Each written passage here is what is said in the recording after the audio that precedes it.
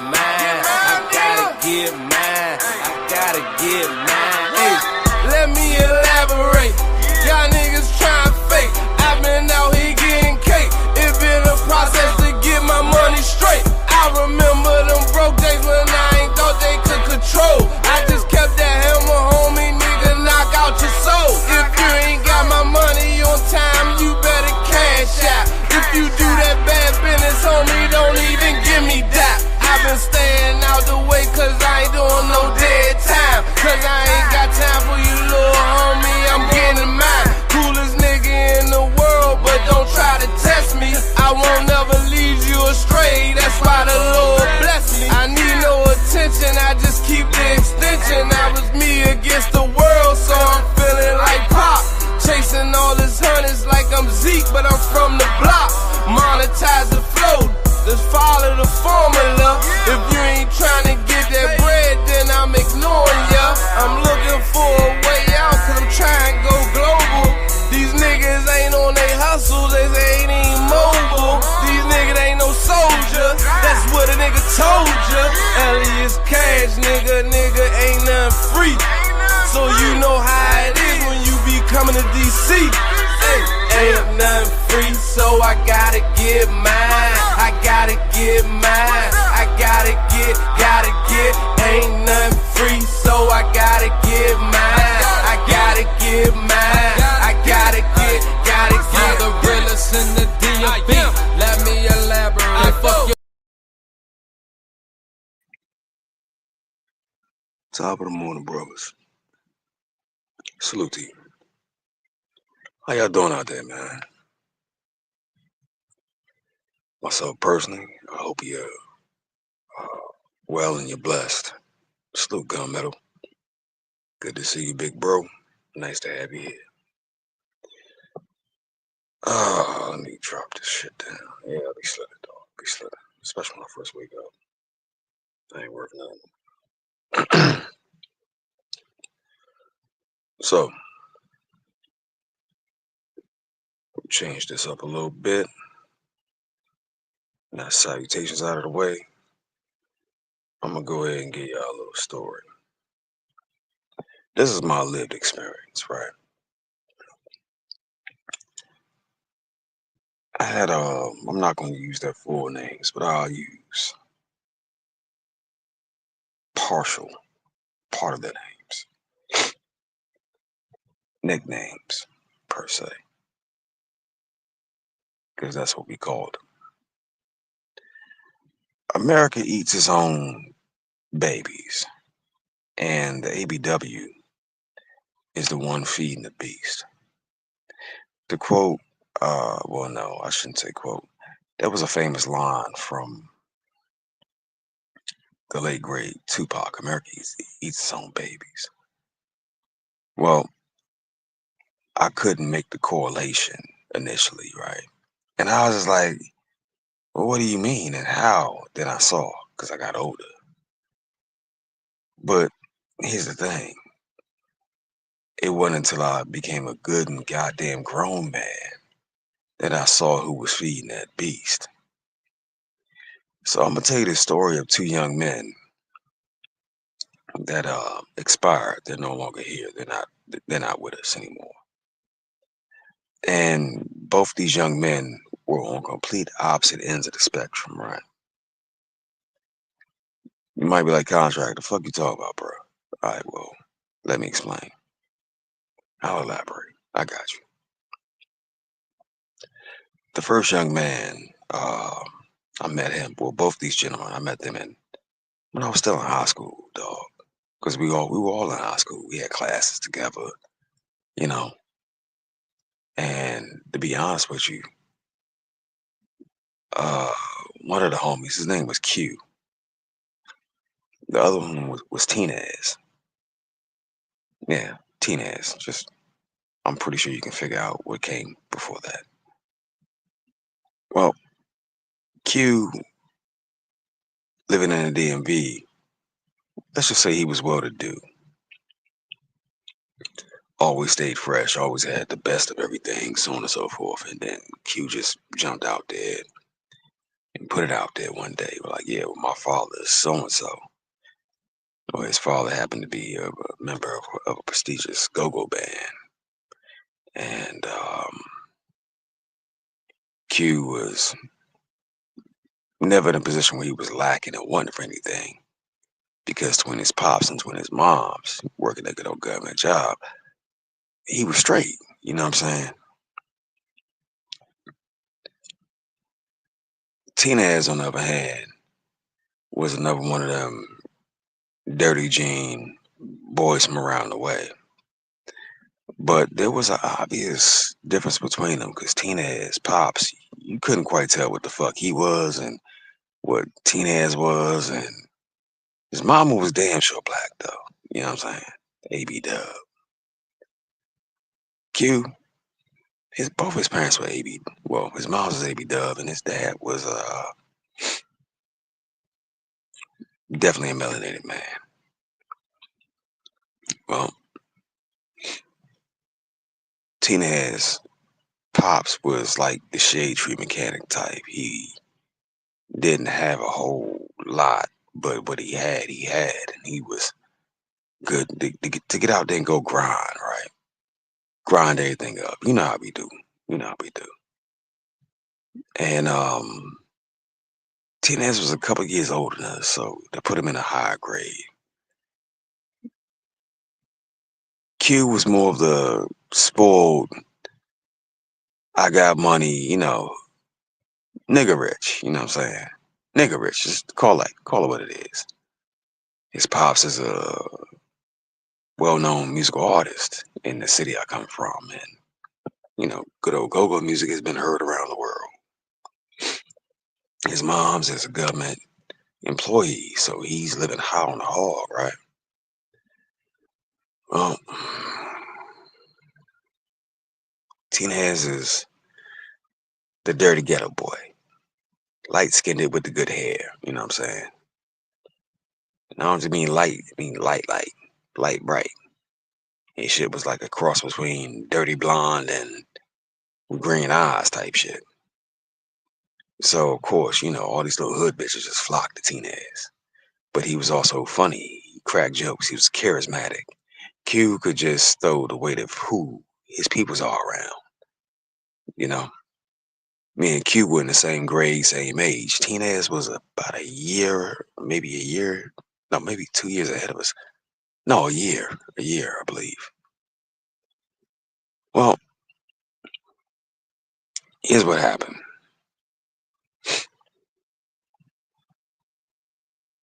Somewhere between my sophomore year, I believe, or it might have been my freshman, right around the end of it. Q goes to go visit a little broad because he's partying, real hard. He's being invited because of his social status. He's being invited to all the neighborhood parties, and motherfuckers are hoping they can get in good with him the way they can get in good with his people. Because now I want to play go-go too. I want to possibly rock them rolltons too. Q fuck with the wrong niggas, bitch, and Q got laid out. Shot in the head, gone. See, even though Q's father was this artist that performed, he was being raised by his mama.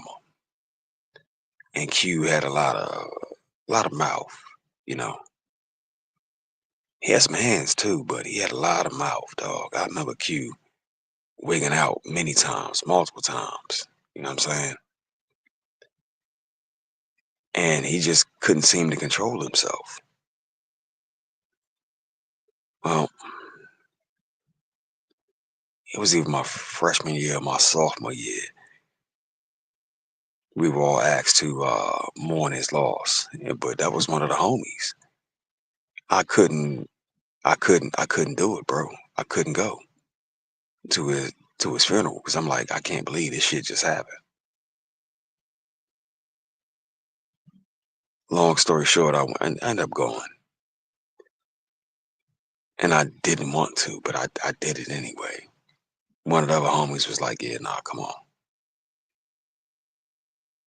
And as a young man, I'm like, this is what life is.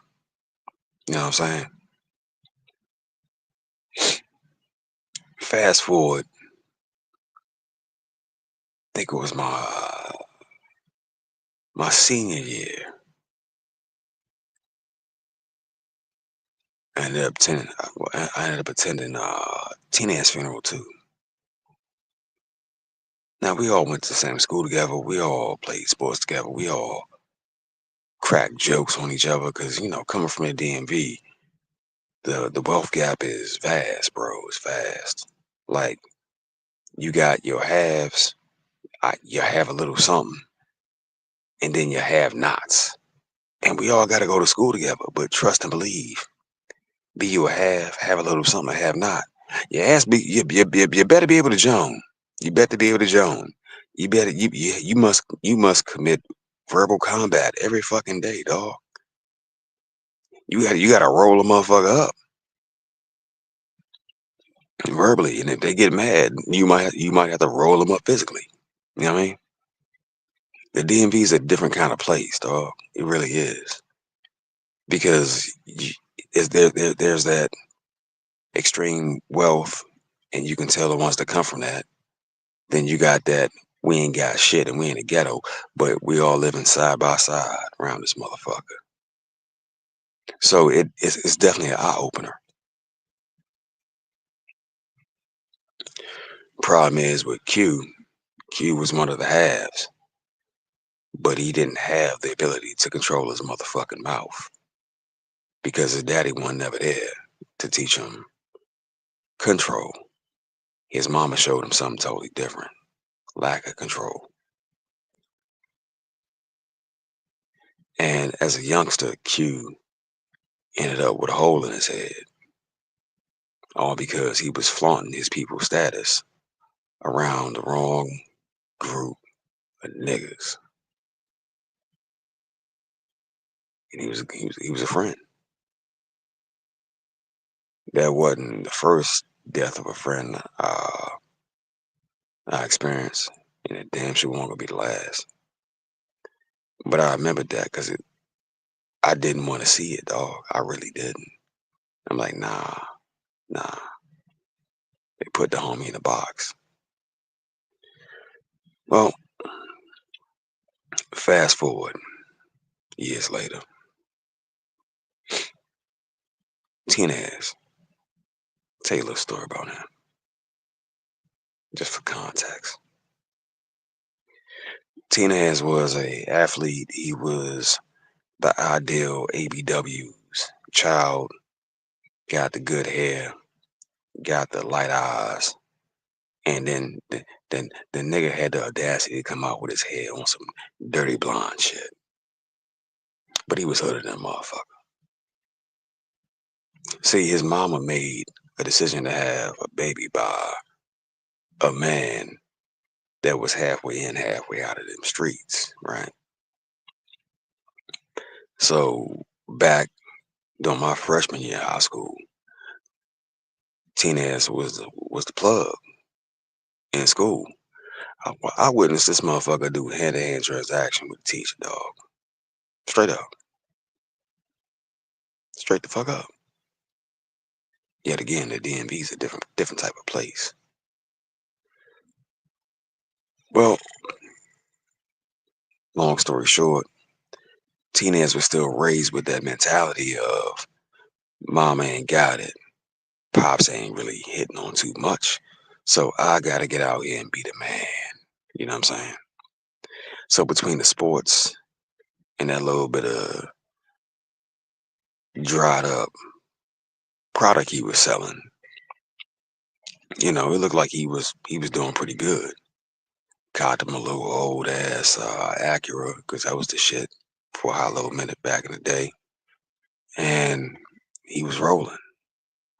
See, I come from that generation of motherfuckers where them high school bitches was still hobbling the dope boy and the grown man ass cars and shit to take him out for lunch. You know what I'm saying? That way they can go get a Big Mac and get banged out at the same goddamn time from McDonald's up the street, then drop back off. You know what I mean? And it was obvious this is a grown ass man picking this high schooler up. But ain't nobody say nothing. I'm from that generation that witnessed that shit. Well, Tinez, before he graduated, met him a little chick. And to make a long story short, they were damn near inseparable, bro. Now, Tinez still had to be the man of his house or whatever because his dad wasn't around because his mama wouldn't allow him to be around.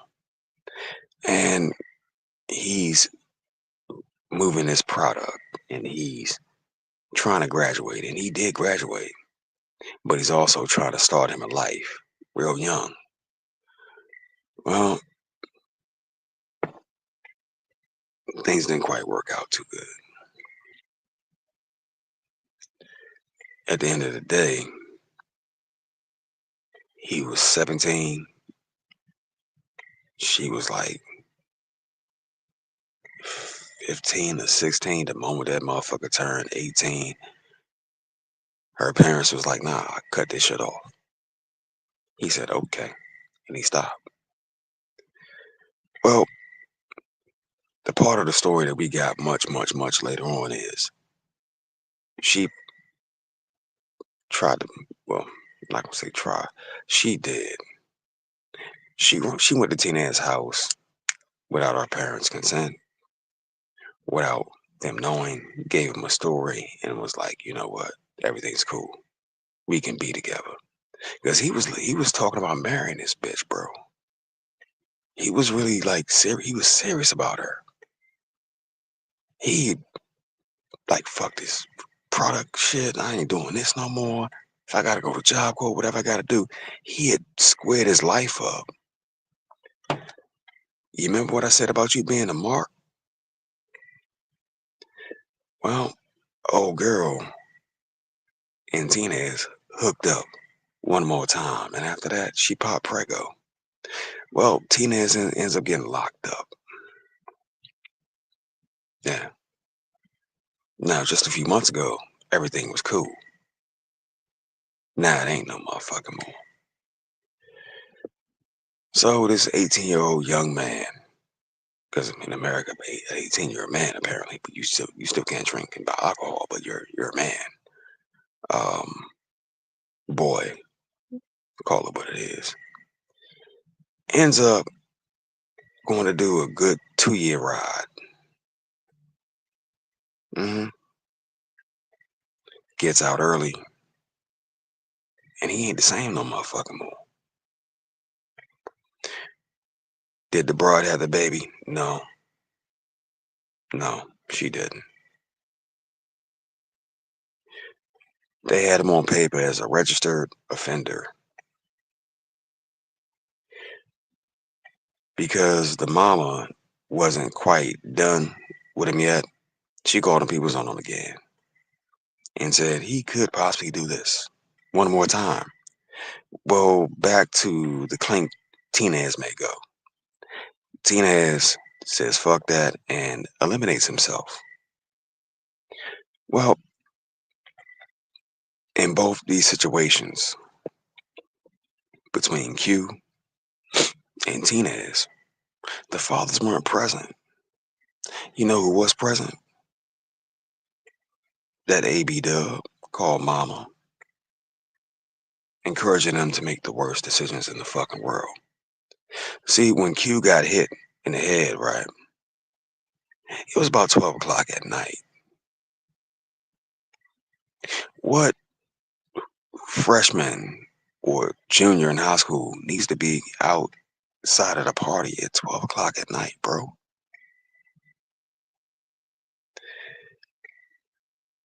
The news devastated everyone in the school because we just knew Q was going to follow in his father's footsteps. Q was not quite as charismatic as Tinez, but if given time, the boy would grow and grow into himself. But to Q, everything had a price tag on it. Well, sad to say, He put a price tag on some pussy and got his head knocked off. You know what I mean? ABWs have fed America their babies for the longest fucking time. And initially, I didn't understand what Tupac was saying, but he couldn't say it just like that. Just kind of like that whole Dear Mama song. It's a double-edged sword. It's a compliment, but also a backhanded slap at the same time. Now, even though one came from nothing and the other came from something, they both ended up the same way. Fucked up in the game, fucked off and fucked over. The common factor, Keisha, and also their daddy wasn't allowed to be present to give them the game they needed to navigate this shit. I went to Tina's funeral too. I ain't even out of high school yet, bro. You know what I'm saying? There were a few more, but those stood out the most to me because the commonality, I didn't have the words for it back then, or I couldn't put it together. It's like the commonality was just too fucking similar, even though these motherfuckers were for the DMV, they must be worlds apart, bro. Because you have a have and a have not. One is living off his father's shine and his mama's government job. The other is hustling product out here in these streets. You know what I'm saying? Because that's how they gonna eat tonight. But without that male figure and that guidance, Keisha fed him right into the system, right into the motherfucking wood chipper. But I do remember this. At that funeral, that bitch got to be the star. hmm She got to be the star. The hooting and the hollering and the screaming and the, oh, not my baby. All attention was on her. Not that body sitting cold and stiff in that box, though. You know what I'm saying? She got all the motherfucking attention in the world, god damn it. I can't believe it. And Jesus, why would you take him? Bitch, why'd you leave him out there? There were so many questions I had that as a much younger man that I didn't have answers to. I got them now, though. I got them now. Yeah. Hence the reason why I say this space is important, brothers. Protect yourselves. Protect your seed, Slim. Because I know what they be on. See, the bitch gets to be the star when she's pregnant and it's the baby shower. She gets to be the star when it's the engagement party. She gets to be the star when it's the wedding. But she also gets to be the star at the birth and at the motherfucking funeral. You dig what I'm saying? Our culture has become perverted, bro. This wretched ass way of thinking, and these bitches are seeking attention so much they do anything. Now, for Q, his mama shouldn't let him be out that goddamn late. Nigga, no party for you. And he may be alive today. For Tinez, if his daddy was in the house, he could have told him, hey, as soon as you turn 18, the day you do it, dump that bitch. Excuse me. And everything would have been straight. But in Tinez's case, his mama was like, if you really love her, it's true love, don't you let it go. You know? Well, shit don't work out quite the same way it do back in your day. And in the end, it cost her son a chunk of his life sitting in a cell around a bunch of grown-ass men with a charge that is severe. Then when he got back out, he wasn't right no motherfucking more. But see, here's what the so-called sisterhood does. They will set you up, and they allow other bitches to set you up. They also allow them other bitches to set your kids up too. And they can't say shit to each other about it and correct them because why? They done the same damn shit. Took me a couple years to figure that part out. That's how they operate. Backbiting, backstabbing ass bitches. And the moment one does gather strength enough to stand up to the hyenas, well, they just bark her fucking down and remind her that, bitch, you did the same shit. My ex-wife pretty much could shut my mother up with a few words. Why? Because the same shit my ex did to me, guess what? My mama did to my pops. That's how they operate. Everybody's sworn to secrecy because of the shame of the shit they've done. But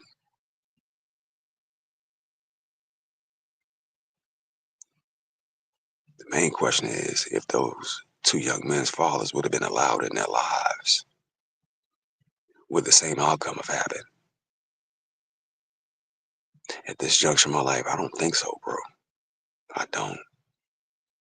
I think they would have lived.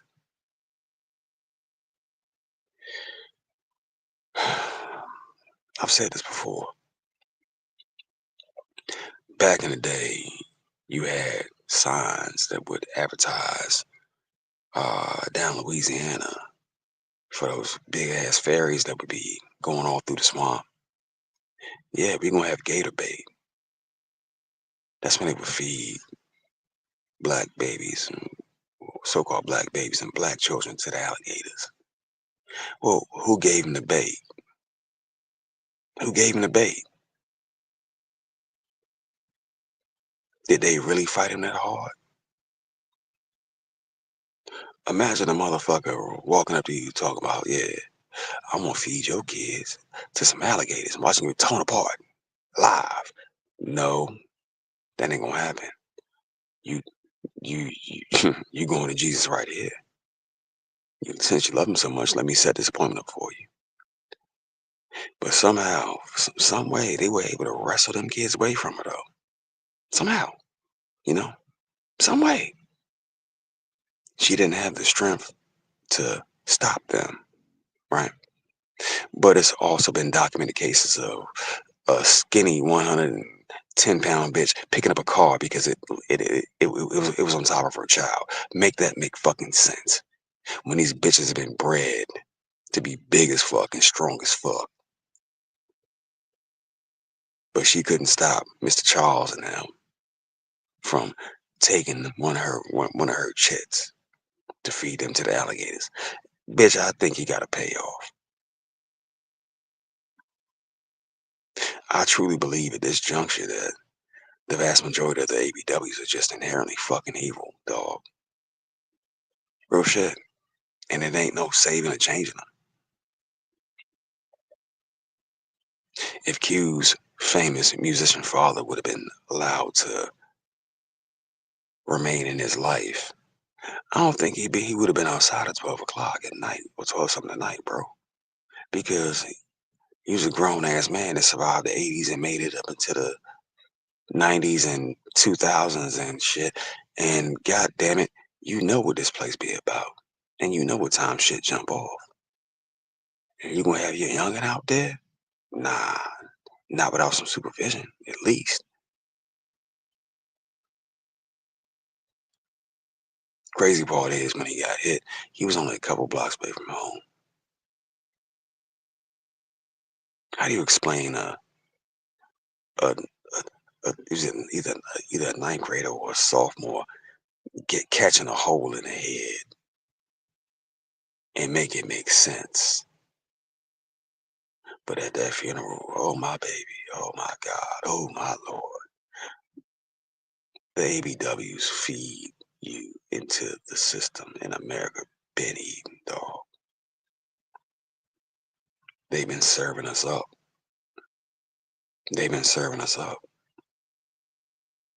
Be it when you're young, or be it when you get older. Hell, I got one homie right now. He's still a little salty with his peoples because he did some bullshit. He was on the run as a kid, and his mama called him. He was on. They want to see you in a lower position, fucked up, fucked off, fucked over, because that means they can control you now. then people's involved in your life. But nigga, if I can't control you, you got to go. It sounds really fucked up, but that's really what it is, bro. Q had a lot going for him. His name alone would have been enough to open doors. Tinez had to grind that shit up from the bottom, and he was doing a damn good job. But both of them had their lives ended prematurely off the bad advice and guidance of a bitch. Which bitch? Sad to say, they mama. They mamas. Real shit, bro. Things like this I'd never fucking forget. I just didn't know how bad it was, because again, I thought all the women in my family weren't shit. No, it's the majority of them. It's the majority. Anything over 51% is the majority. I saw this shit as a kid. Now I'm 42. God willing, summer come and I'll be motherfucking 43. Then I done been all over this bitch. I done traversed the fucking world, dog. It's the majority of them. Western women. Yeah. Don't matter how benevolent most organizations started. A lot of them always end up being corrupt in the end. Doesn't matter how nice the bitch is when she start. A lot of them always end up trying to fuck you over in the end. You dig? Because she wants you to be her servant. Yeah, you serve her, and if you don't serve her, then you serve no purpose. So, per their rules, you got to go.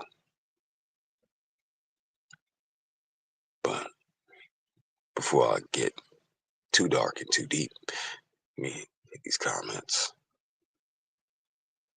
Salute Quastone. How you doing, bro? Salute Red Line. What's good, family?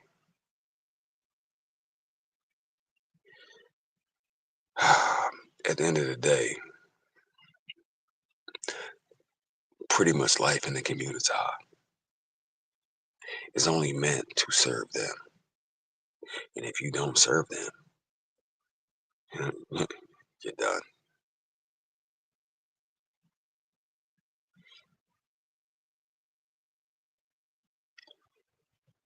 Family, what I've learned over all this time is America has a plan for you. And these bitches got a plan for you too.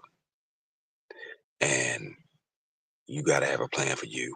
And you better fucking have a plan for them. Because they've been sent here to destroy you. Whatever woman on earth goes to her man, gets jealous at what he has and says, I'll knock all this shit over. I'll burn all this shit down. And other women around her be like, that's right, girl. You tell him. Well, there it is. Boom. Stop fighting with Keisha. And dismissed. Theo off.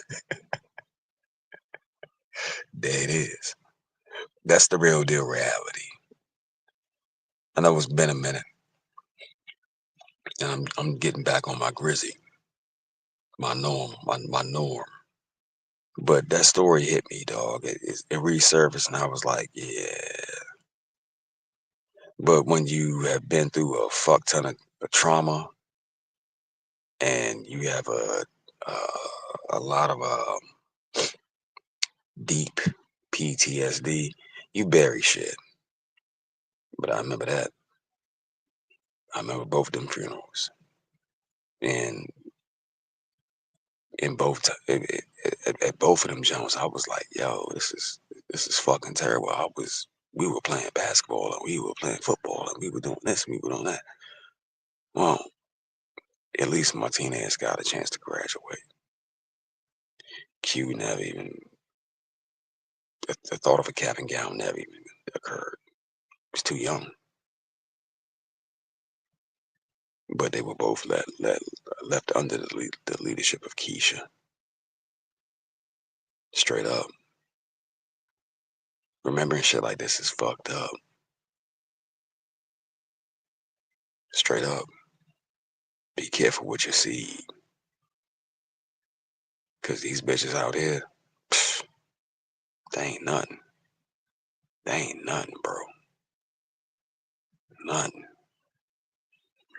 In Q's case, his daddy was one of the lead people in the go-go band, so that was good enough to pop Prego. In Martinez's case, you know, he was light-skinned with the good hair, so that was good enough for Keisha to pop Prego. That's it. No other thought.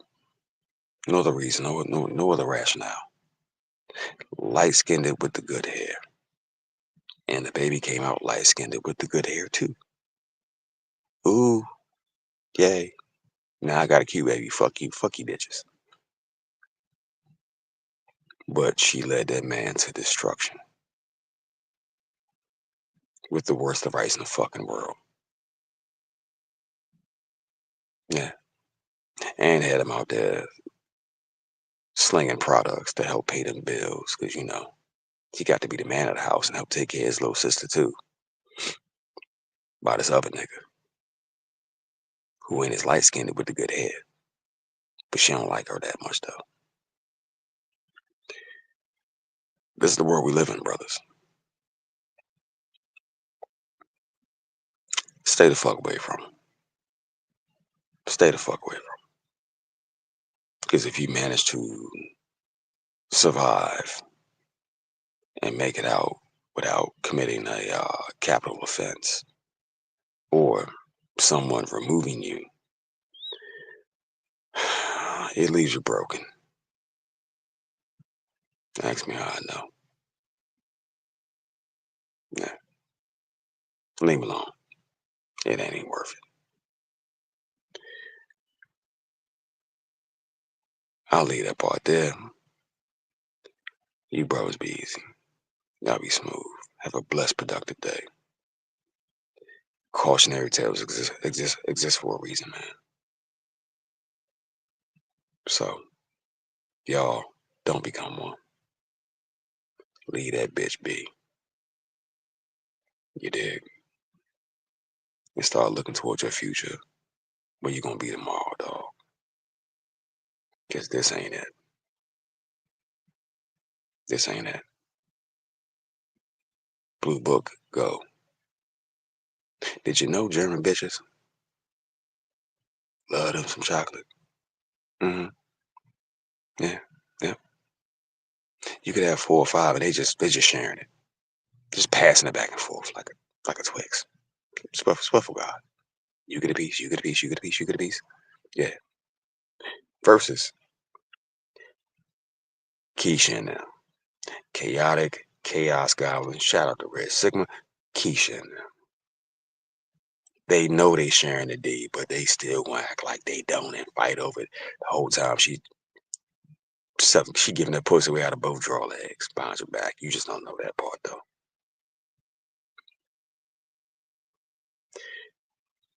Peace, brothers. We out.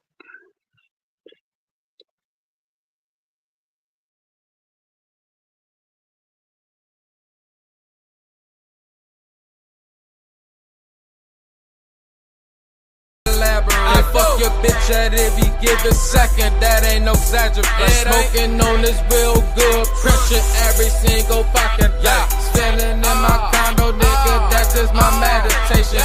40 on my hip, a nigga, fake ain't no